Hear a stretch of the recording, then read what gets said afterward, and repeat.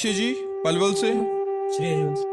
श्री हरिवंश महाराज जी आपके चरणों में कोटि कोटि प्रणाम। महाराज जी, भोग विषय की इच्छा को कैसे रोंदें?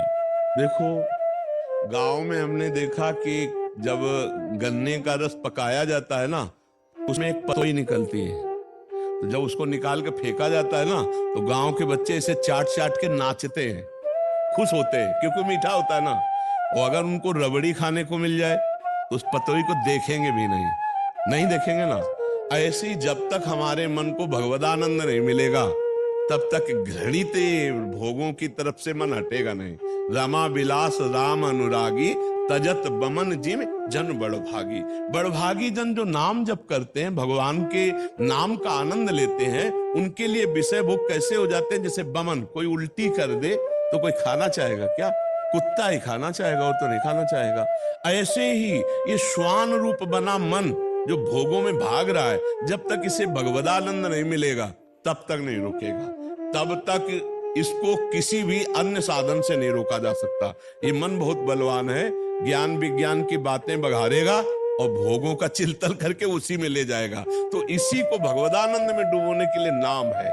सच्चे मानो, रोम रोम पुलकित हो जाता है, आंसू निकल आते हैं, हृदय गदगद हो जाता है। नाम जप करते करते ऐसी स्थिति आती है कि उसे ब्रह्मादिक के भोग सब विष सम लागत ताई, नारायण ब्रज चंद की लगन लगी है जाए। जब उसे प्रभु के मिलन की चाह प्रकट हो जाती है नाम जप से, तो उसे सांसारिक भोग बिल्कुल अच्छे नहीं लगते। और बच्चा, जब तक भजन नहीं करोगे तब तक इसे रोक नहीं सकते। हिमालय को उठाना सहज है, लेकिन मन को रोकना नहीं। ऐसा हमने शास्त्रों में पढ़ा। तूफान को रोक लेना सहज हो सकता है, लेकिन मन को रोकना नहीं। ये ठान ले कि मुझे भोग चाहिए, तो जेल भरी है इसी से। इसी मन के कथनानुसार चलने से पूरी जेलें भरी हुई, इसी से भरी हुई। हमारे को दुर्गति इसी मन से होती है। और अगर मन को प्रभु में लगा दिया जाए तो फिर बात बन जाए।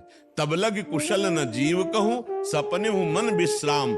जब लग भजत न राम कहूं, शोक धाम तज काम। जब तक भगवान का नाम जप, राम राम कृष्ण कृष्ण हरि हरि, जो नाम प्रिय हो, जब तक नाम जप नहीं करोगे तब तक तुम मन को भोगों से नहीं हटा सकते।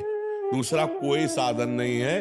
खूब ज्ञान कर लो कि मैं आत्मा हूं, मैं मन नहीं हूं, लेकिन जब खान पान और जब भोग सामने होगा तो भूल जाओगे हम आत्मा है, वो भ्रष्ट कर देगा। क्योंकि प्रथम स्वभाव वाला ये मल बड़े बड़े शास्त्र ज्ञानियों को भी भ्रष्ट कर दिया। बच सकता है तो एक जो नाम जब करते हैं, भगवान उनको स्वयं बचाते हैं। करो सदा तिनके रखवारी, जिम बालक राखे महतारी। वो भगवान कोई न कोई ऐसी घटना प्रकट करेंगे, बचा देंगे आपको, वही बचा लेंगे। तो इसीलिए हमें लगता है कि नाम का आश्रय लो और गंदे बातें मत देखो, मोबाइल में गंदी बातें मत सुनो, गंदे लोगों का संग मत करो, गंदा आहार मत करो, तो अभी बुद्धि पवित्र हो जाएगी, भगवान की तरफ चलने लगेगी। अब गंदी अपवित्र बुद्धि भगवान की तरफ थोड़ी चलती है, वो तो नास्तिकता की तरफ चलती है। ऐसे प्रश्न करते हैं लोग, कहते हैं हमने देखा नहीं भगवान को, तो आपकी बात कैसे मान ले? अच्छा, आपने अपने को देखा है? जब उनको फंसाओ ना, क्योंकि वो समझते हैं, साधु महात्माओं को ऐसे समझते हैं कि हम फंसा देंगे। हमका आपने अपने को देखा है, लेकिन अपने को मानते हो ना? मानते हो, लेकिन अपने को देखा है? बोले नहीं देखा। क्योंकि सत्संग में इतना तो पता है ही है कि तुम जो दर्पण में देख रहे हो तुम्हारा स्वरूप नहीं है। तो 3.5 हाथ के शरीर में तुम रह रहे हो, 30 वर्ष 40 वर्ष 50 वर्ष हो गए, अपने को नहीं जान पाए, तो तुम भगवान को कैसे जान पाओगे?